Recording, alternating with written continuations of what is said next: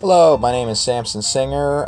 Today we're going to do something a little bit different where I'm going to be doing sort of an unscripted review here, talking about a really great documentary, but I just didn't really want to write a script or kind of have a very long video. So what I'm going to do is basically give you guys the plot summary of the documentary and then kind of give you a basic review of it, completely unscripted and improvised. So hopefully it'll go well today, and I guess it's just going to be a pretty short unscripted review.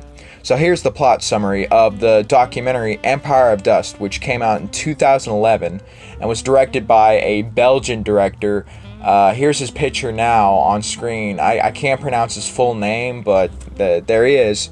But here's the plot summary of Empire of Dust. Lao Yang and Eddie both work for a company called CREC, or Chinese Railway Engineering Company. They have just set up camp near the remote mining town of Kolwezi in the Katanga province of the Democratic Republic of Congo.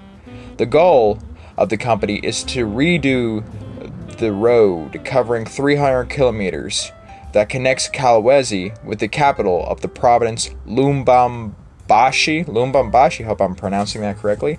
Lao Yang is head of logistics of the group. He is responsible for the equipment, building materials, and food, mainly chickens, to arrive in the isolated Chinese prefab camp. The Congolese government was supposed to deliver these things, but so far the team hasn't received anything. With Eddie, a Congolese man who speaks Mandarin fluently, as an intermediate, Lao Yang is forced to leave camp and deal with local Congolese entrepreneurs because without the construction materials, the roadworks will cease. What follows is an endless, harsh, but absurdly funny roller coaster of negotiations and misunderstandings as Lao Yang learns about the Congolese way of making deals.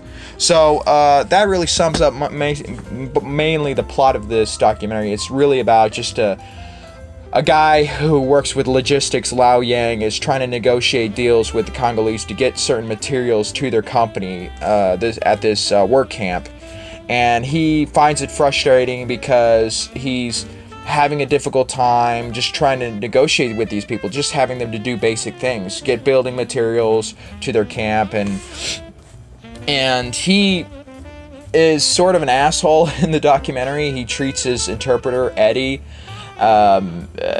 he treats him not well at all, and he kind of talks down to him constantly, and he'll constantly talk down about Congolese people in a very racist way. And and the thing about this documentary is that it really shows in a sort of a small aspect of the Katanga province, in this small work camp, that the Chinese are slowly colonizing Africa. They're sending workers over there to build projects, in this case to redo a road, and it's showing just the way the Chinese view the local Africans and how they look down upon them and have to see themselves as rebuilding the country after what the Europeans done to it through decolonization, after, once they left Africa.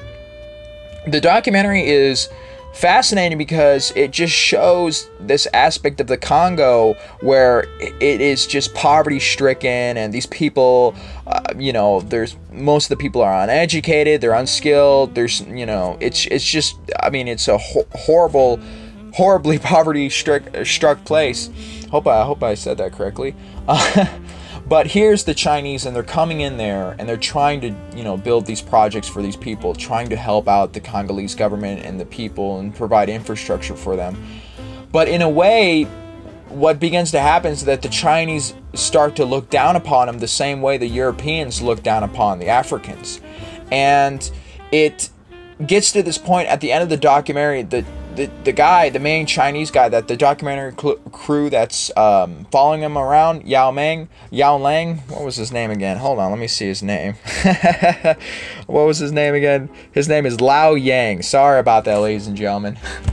The main guy, Lao Yang, is sort of talking down to his interpreter, who's been trying to help him the whole time, been negotiating with the local Congolese people, trying to do his best, and Lao Yang just talks down to the guy in the documentary, and he's just a prick. And this is the end of the documentary too, and And what I when I look at this, what you could interpret this as is that the Chinese see themselves in a way that here they're the new colonizers. They're here to rebuild Africa, take away the power from the Africans, and really sort of begin to assert their dominance in Africa. And I guess this documentary sort of communicates that message. There's a lot of people who've watched this documentary and interpreted a racist message in it, that the Chinese are somehow superior to the Africans, and the Africans are sort of, they're messing everything up, look how they're running their countries and so on and so forth. What I saw in the documentary is that the Africans they have limited resources, you know, their country's been decolonized, and the Europeans have left, basically. So what you have left is not that much for the Congolese people. These people are uneducated, that they need help. And here comes the Chinese, and now the Chinese can be helping them in many certain ways, building schools, improving their infrastructure.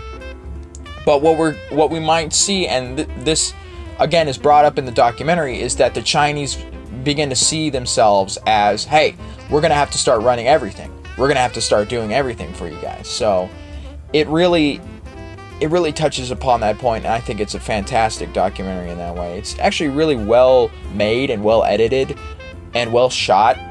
So I really recommend it. I think it's free on YouTube.